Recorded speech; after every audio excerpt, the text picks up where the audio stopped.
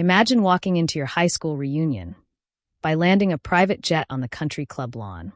Sounds like a movie, right? But for Nora, it was real. 15 years earlier, these same people had treated her like trash, literally. They made bets on her failure. They mocked the scholarship kid who didn't belong. But what they didn't know was that the girl they'd broken was about to walk back into their lives as a self-made billionaire. And she wasn't coming for revenge. She was coming for something they could never touch, her own redemption. But before we get to that moment, before the jet, before the empire, before the billion-dollar valuation, we need to go back. Back to where it all began. Back to Crestwood Academy, where a 16-year-old girl learned exactly what it felt like to be invisible and hypervisible at the same time. Crestwood Academy wasn't just a school. It was a statement. Marble hallways that echoed with the click of designer heels. Lockers that cost more than most people's cars. A student parking lot that looked like a luxury car dealership. This wasn't a place where you came to learn. It was a place where you came to belong, if you were the right kind of person. If your parents' names were on buildings. If your last name opened doors before you even knocked. Nora was not that kind of person. She was the only black student at Crestwood Academy. The only kid from the South Side. The only one on a full academic scholarship. A fact that everyone seemed to know, though she'd never told a soul. Somehow, word had spread. Maybe it was the way she wore the same 3 outfits in rotation. Maybe it was the fact that she brought lunch from home in Tupperware containers while everyone else ordered sushi and artisan sandwiches from the cafe. Maybe it was just the way she moved through those pristine hallways. Careful, quiet, like she was trying not to disturb the air itself. Whatever it was, they noticed. And they made sure she knew they noticed. It started small. The kind of cruelty that's easy to dismiss, easy to tell yourself you're being too sensitive about. A girl named Courtney would accidentally bump into Nora's shoulder in the hallway, sending her books scattering. "Oh my God, I'm so sorry," she'd say, loud enough for everyone to hear, her voice dripping with fake concern. And she'd walk away laughing with her friends, leaving Nora to pick up her textbooks alone. There were the whispers that would stop the moment Nora entered a room. The group projects where she'd be the last one picked, or not picked at all, forcing the teacher to assign her to a team that clearly didn't want her. The lunch table where she'd sit alone, watching clusters of students laugh together. Inside jokes she'd never understand, belonging to a world she could see but never touch. And then there was Carter. Carter with his perfect jawline and his father's hedge fund and his future already mapped out in country club memberships and Ivy League legacies. He never said much to Nora directly. He didn't have to. His dismissiveness was louder than words. The way he'd look right through her when she tried to contribute in class. The way he'd smirk when Courtney made her little comments. He was the silent cosigner of every cruelty, the one who gave permission just by watching and doing nothing. For years. Nora endured 4 years of this. For years of being the outsider. For years of swallowing the hurt, of telling herself it didn't matter, of focusing on her grades because that was the only thing she could control. For years of being reminded in 1,000 small ways that she didn't belong. But there was one day, one moment, one incident that would become the line in the sand between the girl she was and the woman she would become. It was a Tuesday in March, junior year. The cafeteria was packed, over 200 students filling the space with noise and energy and the kind of careless confidence that comes from never having to question your place in the world.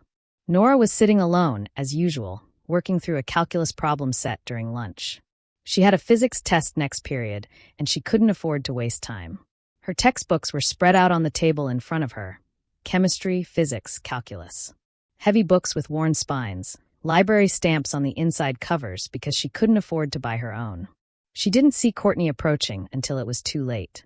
"Oh, Nora," Courtney said, her voice bright and cruel. "You're always studying. Don't you ever, have fun?" Nora looked up. Courtney was standing over her, flanked by 3 of her friends.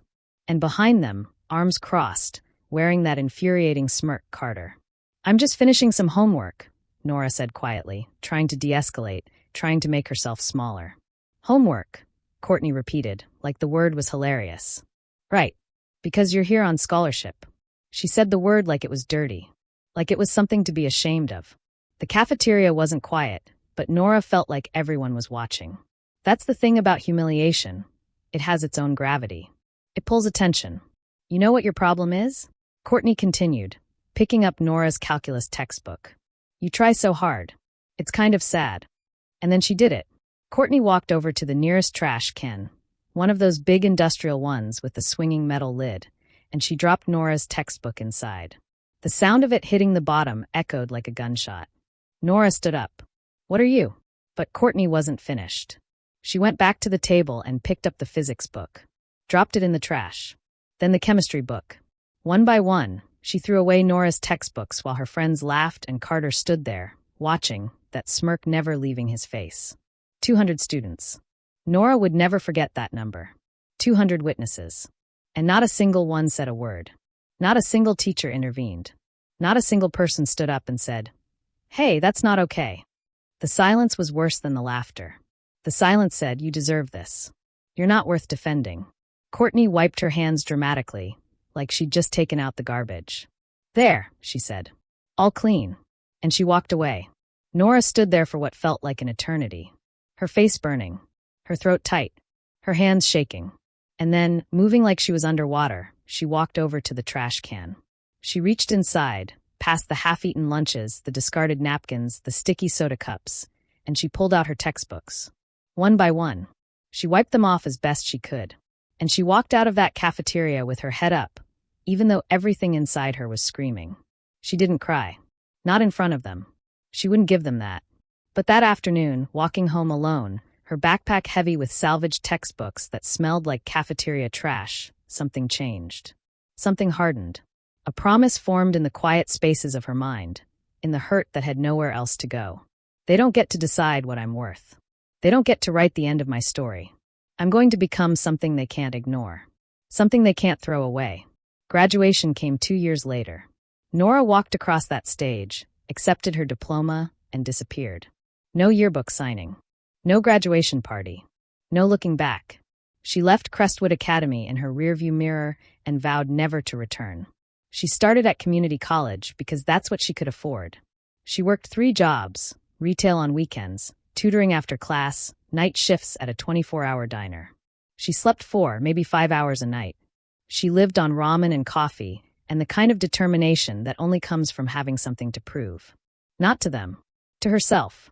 2 years later, she transferred to Howard University. A place where she finally wasn't the only one. A place where her presence wasn't a question mark. A place where she could breathe. And it was there, in a cramped dorm room with a second-hand laptop and a whiteboard covered in equations, that Nora built something extraordinary. It started as a project for her computer science class. A logistics algorithm. Something to optimize supply chain routing. But Nora saw something bigger. She saw inefficiencies in how global shipping worked.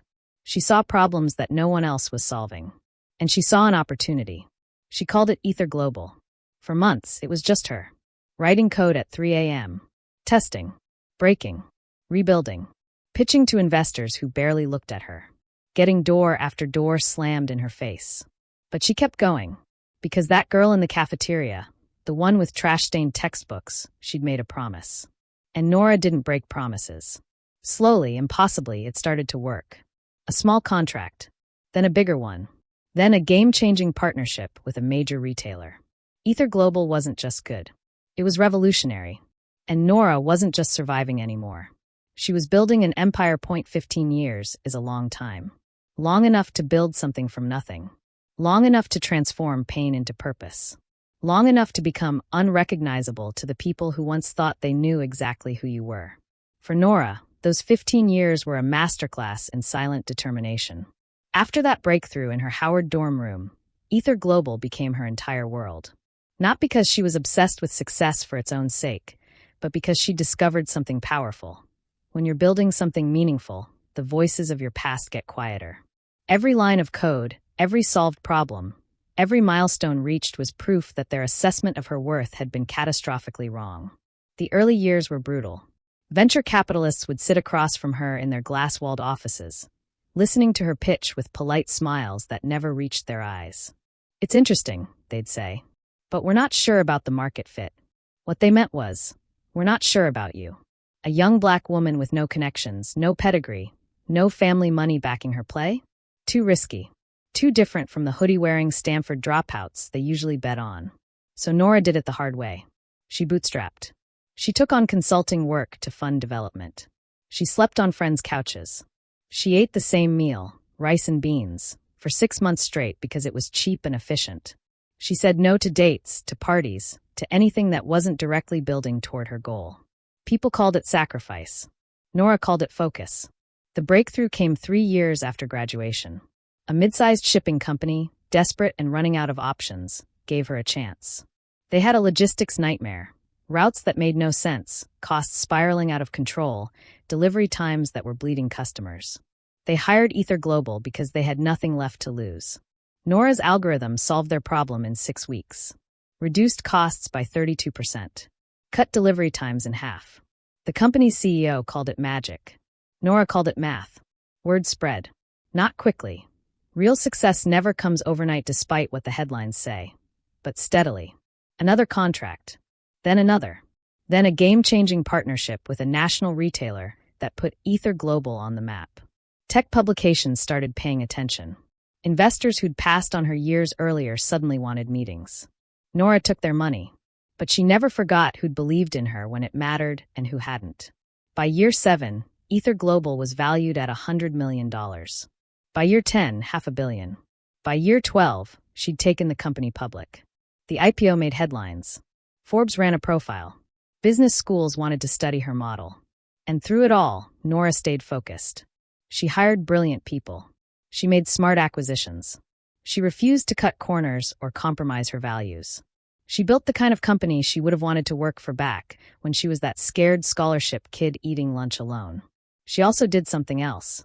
Something she never talked about publicly. Something that mattered more to her than any valuation or headline. She created a scholarship fund. Anonymous. Substantial. Specifically for kids from underserved communities who'd gotten into elite private schools, but couldn't afford to attend. Kids who might otherwise become the only one in a sea of privilege. Kids who needed someone to believe they belonged. Nora put $1 million into that fund the first year. Then another $1 million the next. She read every application personally. She knew their stories because she'd lived them. And she made sure that no kid would have to choose between their education and their dignity the way she once had. But here's the thing about success. It doesn't erase the past. It just gives you a different vantage point to look at it from. Nora didn't think about Crestwood Academy often anymore. She'd moved on. Built a life. Healed in the ways that matter. Those 4 years had become a distant memory. Painful when she let herself remember, but no longer defining. Until the invitation arrived. It came on a Tuesday in September. Heavy cardstock. Gold embossing. Crestwood Academy class of 2010 to 15-year reunion. Nora almost threw it away. Almost. But something made her open the included letter. A QR code linking to a private chat group for reunion planning. She scanned it out of curiosity. And that's when she saw it. The messages were recent. From the past few days. And they were about her. Courtney. OMG, did you guys see Nora got an invite? Think she'll actually show? Carter. Doubtful. Last I heard she was working some basic office job. Probably too embarrassed to face us. Madison. I'll bet $50 she doesn't come. Some people just can't escape where they started. Carter. Make it $100.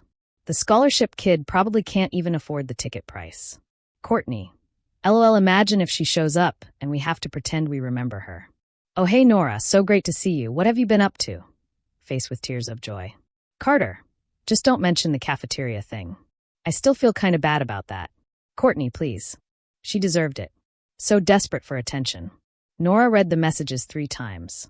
And then she did something she hadn't done in 15 years. She laughed. Not a bitter laugh.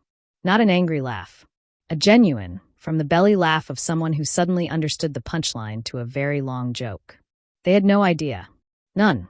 They were still living in that cafeteria, still defining her by that moment, still so certain of their superiority that it never occurred to them to simply Google her name. Nora made a decision right then. She was going to that reunion. Not to prove anything. Not for revenge. But to close a chapter that had been left open too long. To look them in the eyes as the woman she'd become and let them reckon with their own smallness. She RSVP'd. Confirmed attendance. And then she started planning. The Crestwood reunion was being held at the Millbrook Country Club. Rolling greens. Marble columns. The kind of place where old money went to see and be seen. The invite said to arrive between 6 and 7 p.m. Cocktail attire. Valet parking available. Nora had other plans. She chartered a private jet. Not her own, she owned two, but she chose a specific model for this occasion. Something sleek. Something unmistakable. Something that would make a statement before she said a single word. The pilot was confused when she gave him the coordinates. "Ma'am, that's not an airport. That's a golf course." "I know," Nora said calmly. "There's a large lawn on the south side of the main building. We'll be landing there. I've already cleared it with the club." The pilot blinked. "You cleared it?" "I bought a lifetime membership this morning," Nora explained. "Technically, I'm allowed to make modifications to the grounds for special events." At 6:47 p.m., as the reunion was in full swing, the sound of jet engines cut through the evening air. Conversation stopped. Heads turned. Someone shouted, "Is that a plane?" The private jet descended smoothly, landing on the Millbrook Country Club lawn with precision that would have made any pilot proud. The engines powered down. The door opened. Steps unfolded. And Nora stepped out. She wore an ivory suit. Custom-tailored. Powerful without being flashy. Her hair was natural, styled in elegant locks that fell past her shoulders. Minimal jewelry, just a watch that cost more than most of their cars. She looked like exactly what she was. Someone who'd built an empire and didn't need to shout about it. The crowd that had gathered on the terrace was completely silent. Mouths literally hanging open. Phones coming out. Someone whispered, "Who is that?" Nora walked toward the country club entrance with unhurried confidence. Security moved to intercept her, but the club manager, who'd personally processed her membership that morning, waved them off. She entered the ballroom. 200 people. Same number as the cafeteria that day. Except this time, every single one of them was staring at her for a very different reason. Courtney saw her first. Her champagne glass nearly slipped from her hand. "Nora." "Courtney," Nora said warmly, extending her hand. "It's been a while." And that's when the phones came out. Not just a few. Dozens. People frantically typing into their phones. The same name over and over. Nora Thompson. Nora Thompson Ether Global. Nora Thompson Net Worth. You could see it happening in real time. The Google searches. The Wikipedia page. The Forbes profile. The realization washing over face after face like a wave. Carter pushed through the crowd, his swagger slightly forced. "Nora. Wow. Didn't expect to see you here. What have you been up to?" Nora smiled. "Oh, this and that. I run a tech company. Logistics software. Nothing too exciting." "Cool, cool," Carter said, clearly not registering the magnitude. "I'm at my father's firm now. Just made partner. We manage about 200 million in assets." He said it like he was playing a trump card. "That's wonderful," Nora said genuinely. "It must be fulfilling." Someone's phone screen was visible over Carter's shoulder. Nora could see the headline. Ether Global CEO Nora Thompson. How she built a $3.2 billion empire. Carter's fiancée, Ashley, appeared at his elbow. "Carter, we should," she stopped, staring at her own phone. Then at Nora. Then at Carter. "You went to school with her?" "Yeah," Carter said, confused by her tone. "Why?" Ashley turned her phone around. Carter's face went white as he read the screen. Then red. Then some color that didn't have a name. You're the scholarship kid," Nora finished gently. "Yes. I remember." The room had gone completely quiet now. Everyone had Googled. Everyone knew. And you could feel the atmosphere shift, that collective realization that they were standing in the presence of someone who'd eclipsed every single one of them. Madison appeared, the one who'd bet Nora wouldn't show. "Nora, we didn't know. We had no idea you were so successful." That's amazing." "Thank you," Nora said.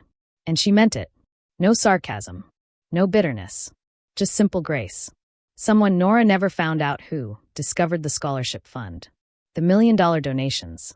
The kids from the South Side getting chances they'd never have otherwise. Someone gasped. "She's been doing this for years." Anonymously. Courtney tried to approach. Her earlier confidence completely evaporated. "Nora, about high school. I was young and stupid and..." "We were all young," Nora said calmly. "We all made choices. I hope you've grown from yours." It wasn't forgiveness exactly. It wasn't condemnation either. It was something more powerful, indifference. She'd moved so far beyond them that their approval or apology simply didn't matter anymore. Carter, desperate to regain some ground, started talking loudly about his father's connections, his partnership, his future political ambitions. But every word made him sound smaller, more hollow. Ashley watched him with new eyes, seeing clearly, perhaps for the first time, what kind of man she'd agreed to marry. When she quietly removed her engagement ring and handed it back to him, the message was clear. I deserve better than someone who peaked in high school. Nora didn't stay long. She made polite conversation. She was gracious to everyone, even those who didn't deserve it. She took a few photos. She listened to update after update about careers that sounded impressive until you remembered the woman listening had built something from nothing that they couldn't even comprehend. And then at 8:30 p.m., she excused herself. She walked back across that lawn, climbed the steps to her waiting jet, and took off into the night sky, leaving them all staring up at the lights disappearing into darkness. On the flight home, Nora looked out the window at the city lights below. She thought about that 16-year-old girl with trash-stained textbooks, the one who'd made a promise in her darkest moment. She'd kept that promise.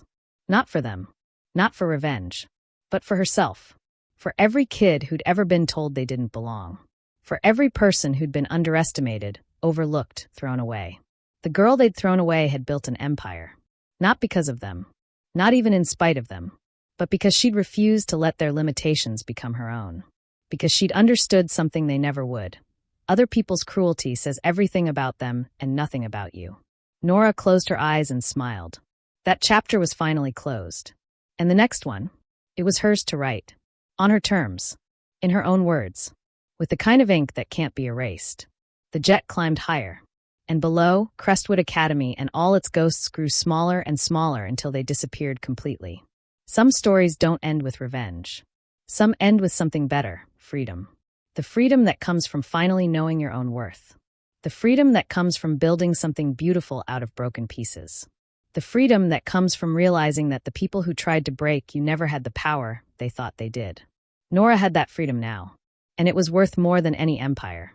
Sometimes the best revenge is becoming someone they'll spend the rest of their lives regretting they ever underestimated. But even better than that, becoming someone who no longer needs revenge at all.